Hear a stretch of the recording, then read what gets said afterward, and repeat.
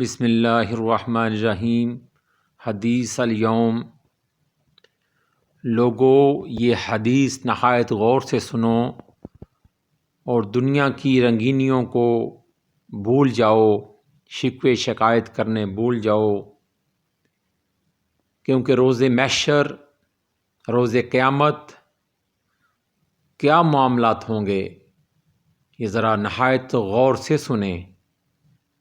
اللہ تعالی ہم سب کو معاف فرمائے، سب کی بخشش فرمائے اور ہمیں دین کے رستے پر چلنے کی توفیق عطا فرمائے۔ امام محمد بن اسماعیل بخاری متوفی 256 ہجری روایت کرتے ہیں، حضرت عائشہ رضی اللہ تعالی عنہ بیان کرتی ہیں کہ میں نے رسول اللہ صلی اللہ علیہ وآلہ وسلم کو یہ فرماتے ہوئے سنا کہ قیامت کے دن لوگوں کو ننگے پاؤں، ننگے بدن اور غیر مختون حالت میں جمع کیا جائے گا۔ استغفر اللہ، استغفر اللہ۔ میں نے عرض کیا، یا رسول اللہ صلی اللہ علیہ وآلہ وسلم، عورتیں اور مرد جمع ہوں گے، کیا وہ ایک دوسرے کی طرف دیکھیں گے؟ اور رسول اللہ صلی اللہ علیہ وآلہ وسلم نے فرمایا، اے عائشہ، اس دن معاملہ اس سے بہت ہولناک ہوگا کہ لوگ ایک دوسرے کی طرف دیکھیں، کیونکہ اس دن تو نفسی نفسی کا عالم ہوگا۔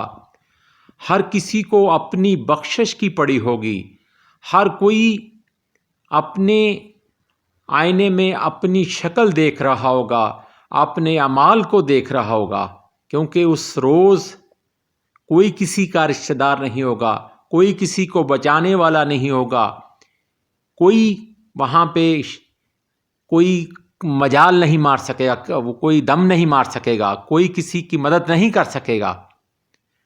اس روز انسان کو اس کے ایک ایک چیز جو دنیا میں اس نے کی، اچھائی اور برائی، وہ اس کو نظر آئے گی۔ خواتین و حضرات، یہ ساری چیزیں انسان، وہاں پہ انسان کی زبان خاموش ہوگی، گنگ ہوگا، اور اس کے جسم کے اعضائے بدنی جو ہیں وہ اس دن اس کے خلاف گواہی دیں گے۔ وہ بولیں گے کہ یہ اس طرح کے اچھے اور نیک کام کرتا تھا، اور کس طرح یہ ہم سے برائی یا برے کام کرتا تھا۔ اللہ تعالی ہم سب کو دین کی طرف چلائے، نبی کریم صلی اللہ علیہ وسلم کی سنت پر عمل کرنے والا بنائے۔ نبی کریم صلی اللہ علیہ وسلم سے محبت کا تقاضا یہی ہے کہ نبی کریم صلی اللہ علیہ وآلہ وسلم کی زندگی کی طرح اپنی زندگی گزاریں، نہ کہ اپنی مرضی سے۔